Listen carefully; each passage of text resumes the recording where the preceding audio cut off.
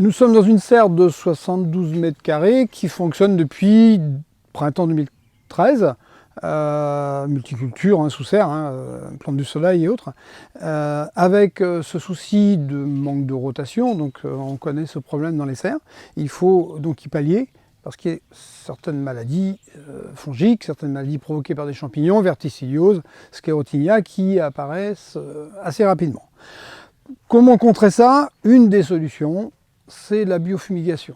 La biofumigation, ça consiste tout simplement, au mois de novembre, ça a été fait au mois de novembre, en semer une crucifère, les moutardes, et là c'est surtout de la moutarde brune. Moutarde brune, puisque les essais comparatifs l'ont démontré, c'est ce qui donne le meilleur résultat. Donc la moutarde brune se met en novembre, et voilà ce que ça donne. Donc pendant l'hiver, il y a eu un petit arrêt de végétation, une semaine, voire 2 semaines, à -6, -7, on a bloqué la végétation, si bien qu'elle devrait être en fleur, elle n'est pas en fleur, elle ne va pas vraiment être optimale dans le cadre de la biofumigation, mais vaut mieux un peu que pas du tout. Alors, cette moutarde, petit procédé tout simple, maintenant qu'elle est poussée, il faut la broyer. On va la broyer. Alors la broyer, là on va le faire à la main, je l'ai fait à la débroussailleuse, c'est tout simplement, on la coupe en petits morceaux. Il est préférable de faire en sorte qu'elle soit hachée menue. Je vais vous expliquer pourquoi. Voilà, donc on descend jusqu'au sol. Ne pas semer trop épais, on le voit, les pieds sont assez distants les uns des autres. Plus ils sont distants, plus on va avoir des tiges relativement grosses, plus il va y avoir de matière, plus il va y avoir de jus dedans. Alors pourquoi ça? Parce qu'une fois qu'on va l'avoir broyé, bien broyé, le couper c'est une chose, après je passe la tondeuse dessus.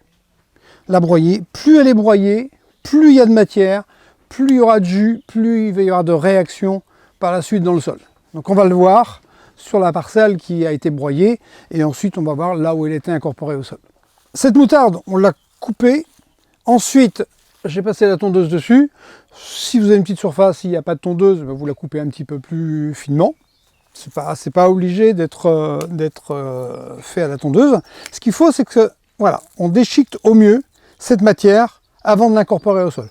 Plus c'est déchiqueté, plus ce sera efficace. Il y a besoin de se décomposer très très vite dans le sol. Après le broyage, il faut l'incorporer au sol. On l'a vu là, le travail du sol sur 7 à 8 cm.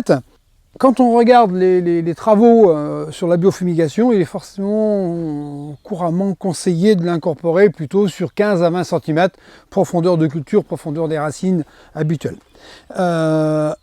Étant du principe que moins on défonce le sol, je suis plutôt un adepte du non-labour, eh bien je ne vais pas l'enterrer jusqu'à 15 ou 20 cm, je fais simplement un travail en surface sur 7-8 cm, je l'incorpore au sol. Ça veut dire que si je l'incorpore peu au sol, la matière va se décomposer très vite, et cette matière qui doit être efficace normalement pour désinfecter le sol, les gaz qui vont se dégager vont très vite partir dans l'atmosphère et ne vont pas faire le travail à 20 cm en profondeur puisque la matière est restée en surface.